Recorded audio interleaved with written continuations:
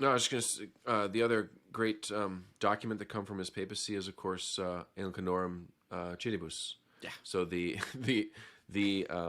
Another founding liturgical of masterpiece comes from that one. yeah, another liturgical masterpiece. The founding of the Anglican Ordinariates for the church.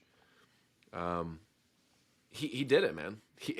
He was Pope Benedict was listening to ecumenical dialogue for 60 years, and nobody was making any headway.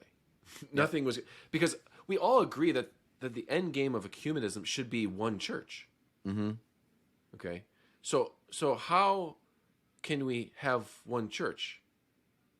Enter in the Ordinariate for Anglicans, and those who put that liturgy together, Benedict approving that liturgy. It's a beautiful expression, and in many ways closer to a Tridentine expression of the faith than the Novus Ordo. It's a blend of both, and in fact, I would argue that the Ordinariate liturgy is exactly what Benedict has in mind for the future of the Roman Rite. 100%. Because the Ordinariate liturgy is a Tridentine and a Novus Ordo kind of mixed together. With some cranberry. With some cranberry. With cranberry thrown in for fun.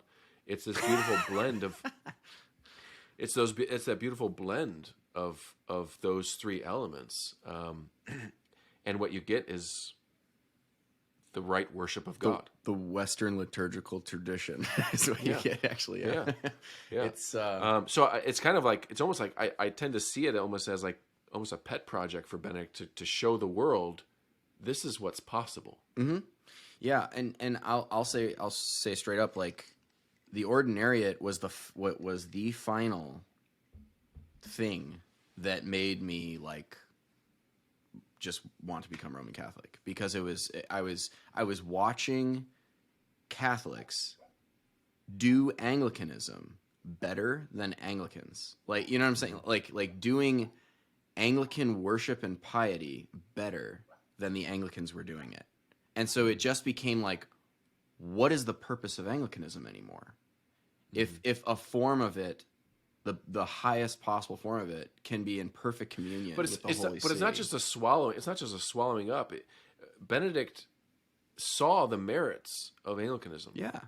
Of the Anglican tradition. He saw the merits of a lot of their liturgical practices, their liturgical praying, and he wanted it to be adopted into the fold as part of the universal tradition, and for that to then be a light to the rest of the tradition. Yeah. And look, it's a humble ecumenism, but an ecumenism that is thoroughly orthodox. Yeah, it's real ecumenism.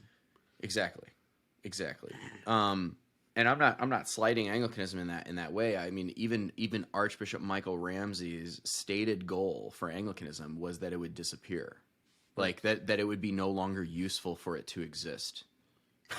So it's like, because he's saying, like, the goal of Anglicanism is to bring the church together again, like into one church. So Anglicanism needs to eventually die in that sense.